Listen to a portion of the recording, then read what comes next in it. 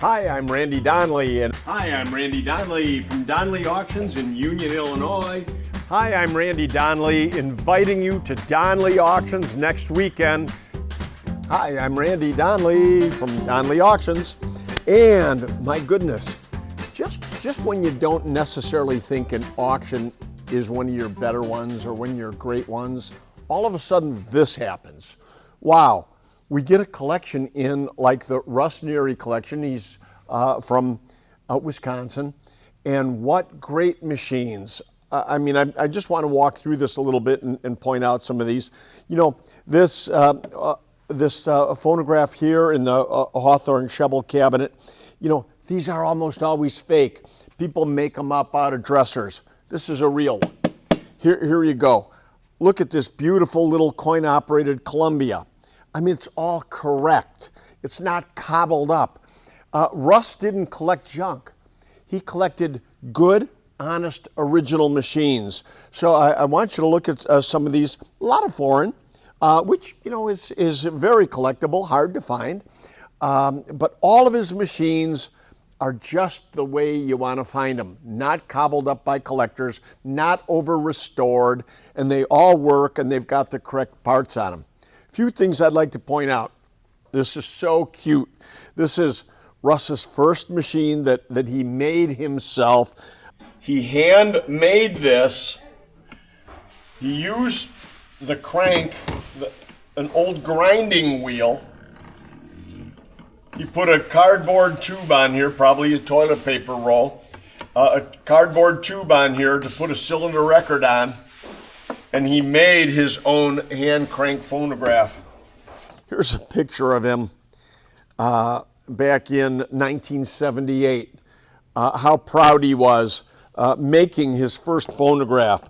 And we've got a whole collection of Russ memorabilia here going with that first phonograph. And then back here is a tinfoil phonograph that he probably made as a science experiment or something, you know, when he was in his mid to late teens. Again, just fun facts of an early collector. Okay, so again, more machines. He's got cob organs, roller organs, phonographs, cylinder and disc, and all good stuff. Again, American, foreign, you name it. We've got probably 75 good phonographs for you in this auction coming up right here at Donley Auctions.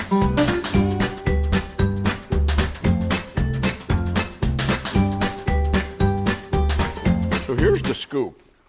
Okay. You know, we've been doing the radio show for over a year now. And I've gotten to know so many people, you know, from the radio show and now the podcast and everything. But in looking at the podcast, it became horribly apparent to me how much weight I put on in a year. And so people are seeing me, but not the real me, because my whole life I've been 190 pounds until the last year I put on 35 pounds, and I'm 225 pounds right now. So I've decided that's got to stop. So officially I'm on a diet. I'm at 225. Every week I'm just going to put a little number in the corner so that you can see the progress. I got to get back to 190, and I'm on a 90-day plan. So this has got to happen fast. Can't believe it happened, but it did. But you're not really seeing the real me yet. So stay tuned. Watch for the next 90 days. Okay, we're going over to the Wild West town right now. Every morning at Donley Auctions, we start the day over at the Wild West town with Tucker, the auction dog. And he does his once over, and I get my notes for the day. I figure out what all I've got to do, and The Wild West town helps me think through all the different things going on. So, okay, there's going to be an auction here. Okay, Wild West town was started by my family back in 1973. So it's been here a total of 51 years. We opened in 1974, and when we closed, mainly due to COVID, what is that, 3 years ago or so, we never sold anything off. Everything is still here intact. There's a few sales, but by and large, everything is going to be for sale. Case in point, I'll open a building right here. You see the whole Wild West town. Every building, for example, if it says saloon, it has an old bar and back bar in it. If it says jail, like this one does, then you would come in and see an old jail cell in here. And you can see now we've been closed for years. It's become storage. There's an old fiberglass cow, but there's guns in here. There's antique clocks, you name it. But if you come over here, everything in the museum was authentic. The jail cells, for example, there's an old newspaper article with a picture of me actually up here hammering these apart. These came out of the Village of Union. 1976, I took these out of the Village of Union. They were still using them in the town, old strap iron jail cells.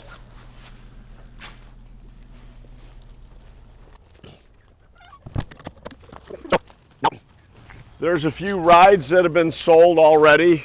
There used to be a little kiddie cart, hand cart ride here.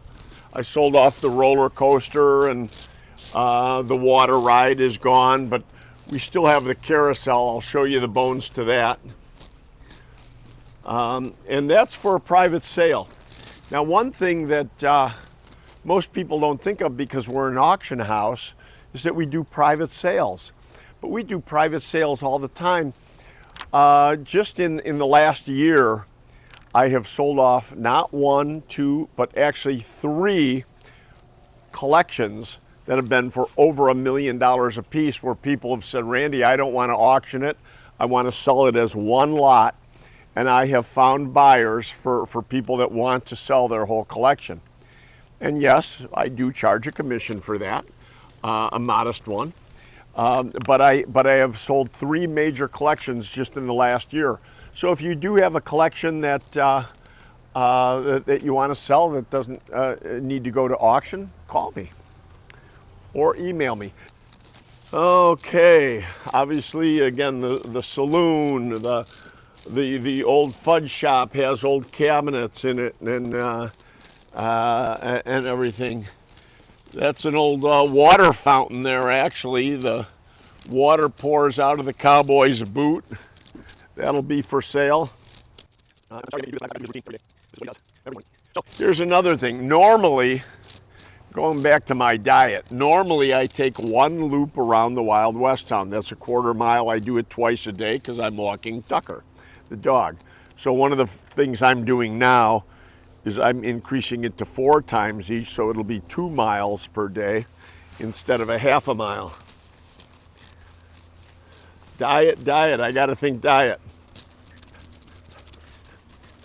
That's something else. When it comes to diet, Lillian is the worst.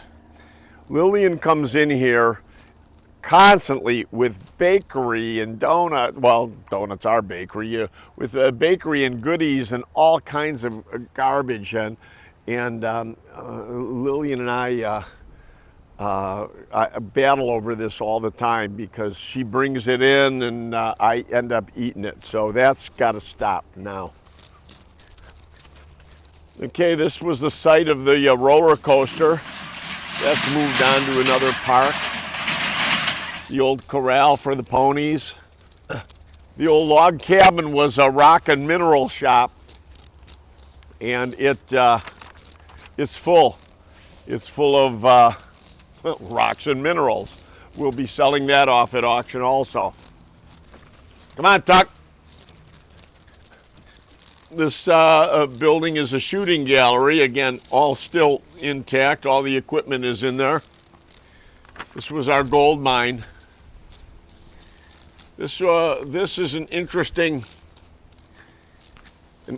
operation in that the gold mine started, our panning for gold started with one little trough.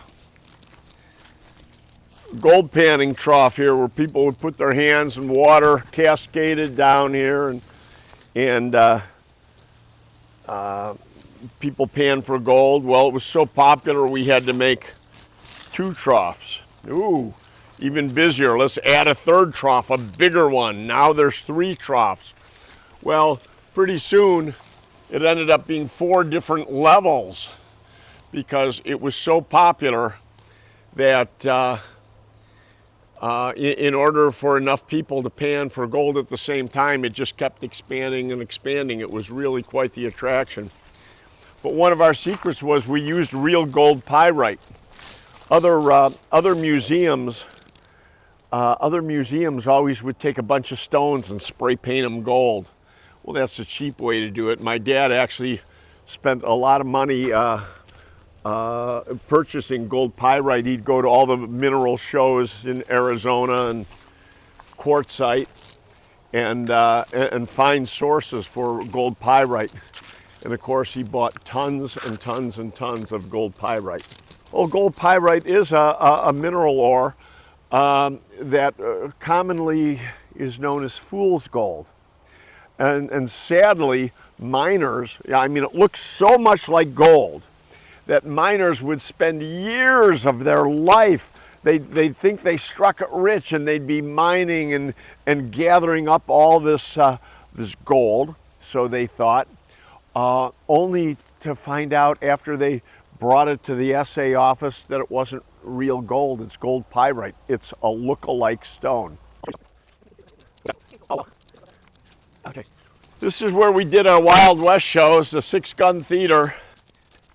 The 6-gun theater was a stunt theater where people would fall off buildings and everything, but a windstorm came through and took half the town with it just a matter of a few weeks ago. But you can see what happens in 3 to 4 years of no maintenance. These places just don't last long. And hence, it becomes Donley's ghost town. Be a great haunted house. We've got the train, a C.P. Huntington train that was made in 1963, and it was sold to the Brookfield Zoo. The Brookfield Zoo then sold it, and it went to the Wagon Wheel Resort in Rockton, Illinois, and from the Wagon Wheel to Donley's, and it's still here. Coming up, the blacksmith shop. The blacksmith shop was popular because it was actually a working blacksmith shop. I mean, we had all the original tools out of old blacksmiths, and very often farriers would come here and use our blacksmith shop to work on horses' hooves and everything, and it was attraction for the tourists at the same time. Back in the day, we at the park here, we had staff members that would simply, their whole job was simply riding a horse through town. And I mean, most kids, especially coming from the city, never saw cowboys or cowgirls, riding along in town on a horse, and they would stop and get off and talk to the kids and let the kids pet the horse and everything. And it was just it was a cool place. It really was. It worked, and that's why it lasted 50 years. It was just neat. Again, everything in here will be sold. That's the skeleton of a carousel. That's what they look like when they're taken apart for the winter. In the winter, we stored the horses in this log cabin. This was a face painting cabin. You would go in here and get your face painted or do some kind of little clever sand art crafts and stuff. And there are the horses to the carousel. So again, the carousel's for sale and the train. There's Tucky, yes.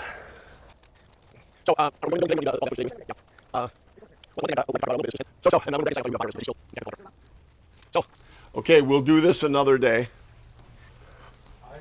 You should have told me to take this off so we would have seen Donley the whole time. I noticed it in one of your interviews, but I was like, it's not good.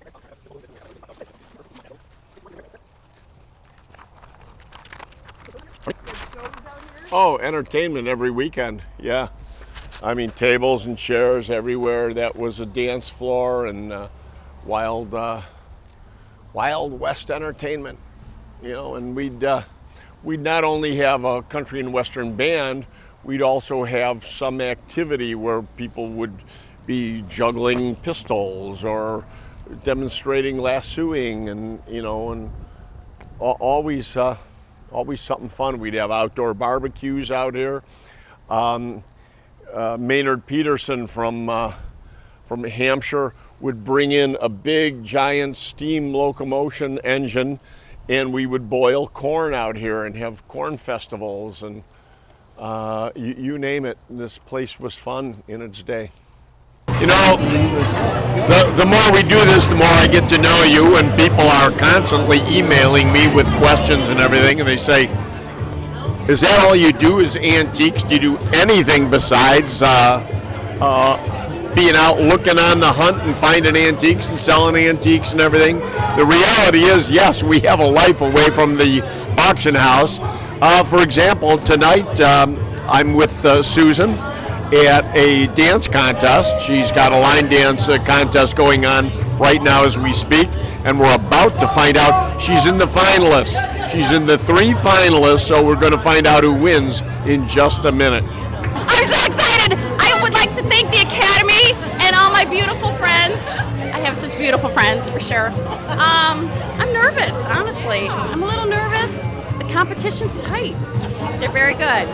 And we get a big check mark for having fun. That's all it's about. Having a good time.